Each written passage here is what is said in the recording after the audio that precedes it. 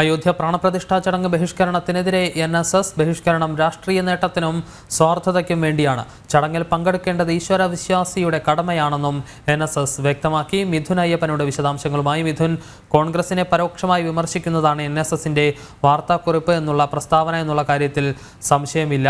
വിശദാംശങ്ങൾ.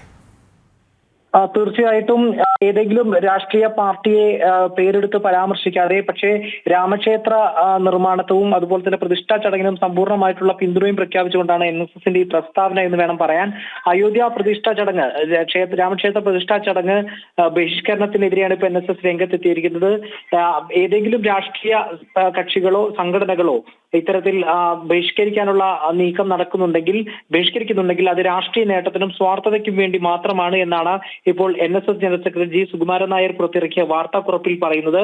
ഏതൊരു ഈശ്വര വിശ്വാസിയുടെയും കടമയാണ് ഈ കഴിയുമെങ്കിൽ രാമക്ഷേത്ര പ്രതിഷ്ഠാ ചടങ്ങിൽ പങ്കെടുക്കുക എന്നുള്ളത്. അതിന് ജാതിയോ മതമോ നോക്കേണ്ടതില്ല. രാഷ്ട്രീയത്തിന്റെ പേര് പറഞ്ഞ് ആ സംരംഭത്തെ ബഹിഷ്കരിക്കുന്നത് ഈശ്വരനിന്ദ എന്ന് വേണം പറയാൻ എന്നാണ് ഈ ഒരു പ്രസിദ്ധീകരണത്തിന് വേണ്ടി നൽകിയ റിപ്പോർട്ടിൽ പറയുന്നത്.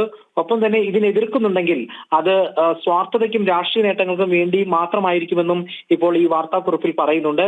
എന്തെങ്കിലും രാഷ്ട്രീയ ലക്ഷ്യം വെച്ചുകൊണ്ടോ ഏതെങ്കിലും രാഷ്ട്രീയ പാർട്ടിക്കോ വേണ്ടിയല്ല NSS ഈ നിലപാടെടുത്തിരിക്കുന്നത് എന്നും രാമക്ഷേത്രത്തിന്റെ നിർമ്മാണ ഘട്ടം മുതൽ തന്നെ NSS അതിന്റെ പൂർണ്ണ പിന്തുണ ഉണ്ടെന്നും അതിനെ NSS സഹകരിച്ചിരുന്നുവെന്നും ഇപ്പോൾ general secretary G. Sukumaran Nair പുറത്തിറക്കിയ വാർത്താക്കുറിപ്പിൽ പറയുന്നു.